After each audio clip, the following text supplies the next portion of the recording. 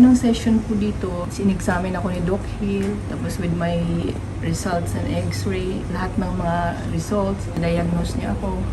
Meron akong disalignment sa pelvic spine.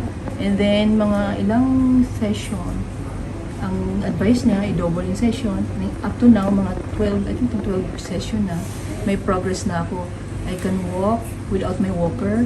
Medyo mahiginahawa na yung aking pakiramdam, pati yung pamamanhid. Nagbabalance na ako pag ako'y nakaupo. Salamat sa Doc Robes Clinic in Bacoor and the staff here. They're all very bait at maasikaso sa amin. Thank you very much. Is the hip bone. There's the pubes. I'm going to push the pubes down. Breathe. Breathe. Okay. This man lives with pain. He's got a good attitude. He's being self-responsible and he's tolerating the increased pain. It's only momentary, right?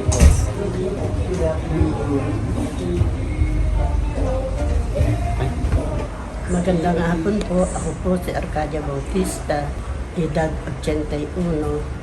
Nakarating dito sa Clinic Dr. Rab dahil masakit ang aking balakang, yung aking pangapag tinataas. Humihikab ako, mahirap bumaba. Pagpapaling ako sa kabila, kailangan nakasunod yung aking isang balikan. Hindi ako makagalaw ng maayos. Ngayon, medyo maayos-ayos ng aking paggalaw sa aking balikan. At ang aking balakang, dahil bumagsak ako, masakit, nagmamanhid pa pati ang aking mga hita. Medyo sa ngayon, nakailan sessions na rin ako, naka-10 sessions na rin ako. Medyo maayos-ayos na ang aking pakiramdam. Ako yung lubos nagpapasalamat sa clinic ni Dr. Rab, Bacoor Branch. Good morning. Before kasi I was diagnosed for myofascial pain syndrome. I've been taking medicine and doing session for almost 5 years and wala masyado naging improvement. So my last resort was Doc Robes Vitality Wellness Center. Good thing after almost 16 session, I feel all the improvements and I'm not taking any medication at all for my pain management. More power and I hope na makapag-try kayo dito sa Doc Robes Chiropractic. Thank you. Magkakaroon po ako ng ideya rito sa Dr. Rab through social media. And then kasi meron akong nasabi sa misis ko na meron akong pain sa likod.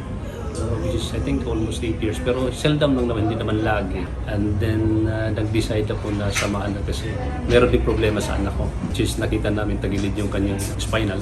Time will come na pagdating ko, sabi niya, sige bibisitahin natin. So ngayon, nandito na po kami, I feel really relieved sa nangyari sa akin ngayon. I know it will take time. This is it, narito na po kami. And then, the first time na ginawa sa akin ng isang chiro doctor, feel the cracking which is really good. But I still have to continue with this one. Thank you.